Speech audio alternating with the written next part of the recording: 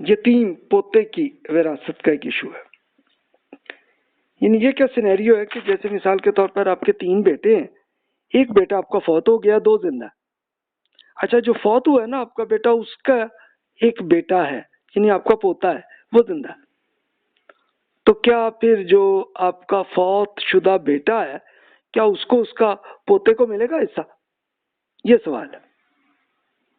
اکثر روایتی فقہا وہ کہتے نہیں جی یتیم پوتے کا کوئی حصہ نہیں، کیونکہ قرآن مجید میں بیٹوں بیٹیوں کا حکم ہے، بس ان کو ملے گا.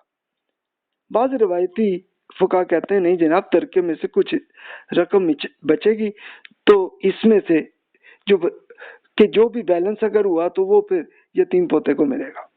اس کے لیے پھر وہ ایک حدیث پیش کرتے ہیں جس میں عبداللہ بن عباس رضی اللہ عنہ سے کہ رسول اللہ صلی اللہ علیہ وسلم نے فرمایا کہ اصحاب الفرائض کون ہوتے ہیں؟ والدین، اولاد، بیگم، شوہر.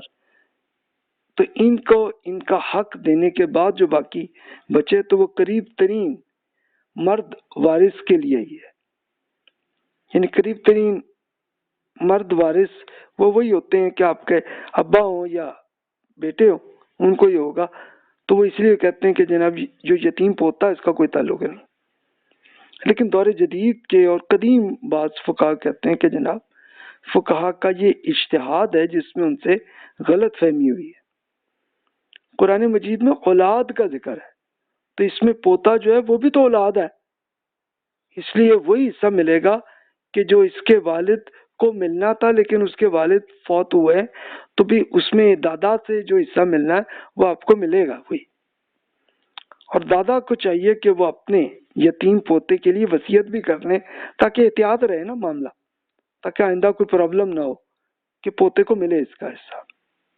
اس کے لیے وہ کہتے ہیں سورۃ النساء کی جو آیات ہیں اس میں خود فیصلہ کر لیجئے جو ابھی آپ پڑھ چکے ہیں کہ اللہ تعالیٰ نے یہی فرمایا نا شروع میں ہی، جو آپ کے ترجمہ وہ عرض کرتا ہوں، آپ کے لیے ماں باپ اور قریب رشتہ دار جو کچھ چھوڑیں ان میں سے مردوں کا بھی حصہ ہے، اور آپ کے ماں باپ اور اقربا جو کچھ چھوڑیں اس میں سے خواتین کا بھی حصہ ہے، خواہ ترکہ کام ہو زیادہ ایک ہی متعین حصے کے طور پہ.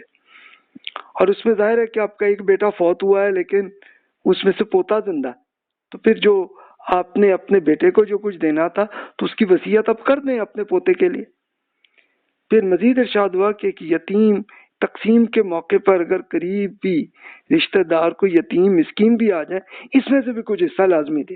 ان سے بھلائی کی بات ہی کیجیے گا، اچھے طریقے سے ہی ایٹیٹیوڈ رکھیے گا. ان لوگوں کو ڈرنا چاہیے کہ جو اگر اپنے پیچھے ناتواں بچے چھوڑتے تو ان کے بارے میں بہت کچھ اندیشے ہوتے، تو چنانچہ چاہیے کہ اللہ تعالیٰ سے وارننگ کر لیں اور ہر معاملے میں سیدھی بات کریں. سنیے اور وارننگ کر لیجئے، یہ حقیقت ہے کہ جو لوگ یتیموں کا مال ناحق کھاتے تو اپنے پیٹ پر آگ ہی بھرتے اور عنقریب وہ جہنم کی بھڑکتی آگ میں پڑیں گے. تو اس لیے یہ سوچ لیجئے کہ جناب وہ دادا جی کو چاہیے کہ اپنا فوت ہونے سے پہلے وصیت کر لیں اپنے یتیم پوتے کے لیے، یا پوتے پوتیاں جتنے بھی ہیں ان سب کے لیے کریں.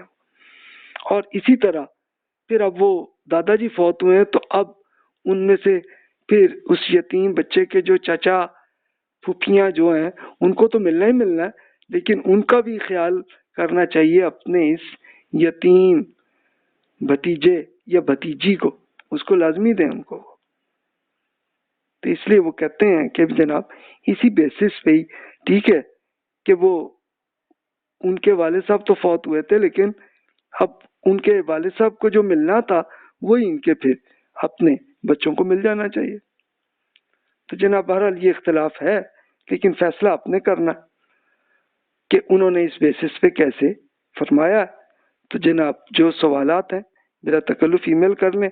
اب یہاں پہ ہمارا اکنامکس کے کوشچنز جتنے مجھے سمجھ میں آئے تھے کہ جو مشہور جو کامن کوشچنز ہیں وہ عرض کر دی ہیں. اب ہم اگلے لیکچر میں انشاءاللہ ہم تفصیل سے اگلے لیکچرز چلیں گے پولیٹیکل سائنسز میں، جس میں اسپیشلی یہ ہماری ڈسکشن ہوگی کہ جناب جمہوریت میں کیا چیز درست ہے، کیا غلط ہے اور کیا معاملات ہیں، اور اس میں پھر سیاسی معاملات میں اللہ تعالیٰ کے احکامات کیا ہیں وہ آپ اس کا کچھ حصہ تو پڑھ چکے ہیں پہلے، اور پھر ہمیں کیا کرنا ہے کیا نہیں کرنا، تو اس میں انشاءاللہ تعالی بہت سے کوسچنز ہیں، تو وہ ہم اگلے لیکچر میں کور کریں گے۔